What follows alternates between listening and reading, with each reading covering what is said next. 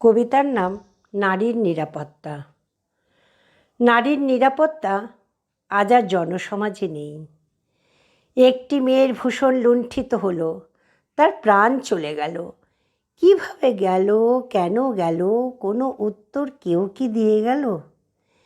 এই কামুক হিংস্র হায়নাদের চোখে ডাক্তার সাধারণ নারীর মধ্যে ফারাক কিছুই নেই। নারী হলেই চলে তাদের। নারীর মাংস সুস্বাদু বোধহয়, খেতে বাধা নেই। আজ এই হিংস্রতা কোথায় গিয়ে পৌঁছেছে? মানবতার মটাতে মরচে পড়ে গেছে। কি চলছে চারপাশে? কত হিংস্র হলে এমন কাজ করতে পারে? নারীর কান্না যখন কেউ শুনতে পায় না, নীরবতার কান্না কেই বা শুনতে পায়? কামুকতায় ভরা হায়নার দল নিজেদের ক্ষুণ্ণিবৃত্তি মেটাতে ব্যস্ত।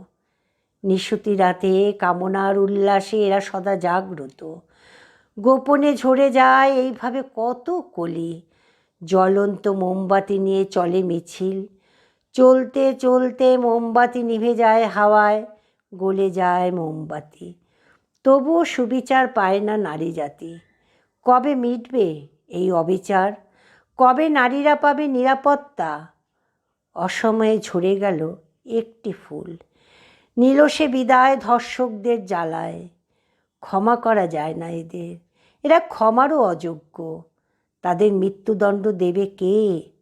গোড়ায় যদি থাকে গলদ, তাহলে ধরবে কে? উপর থেকে নিচ অবধি দূষিত বায়ুতে ভরে গেছে যে। নমস্কার। লেখিকা ও কণ্ঠে তাপসী রায়, হরুপে ঝুমুর।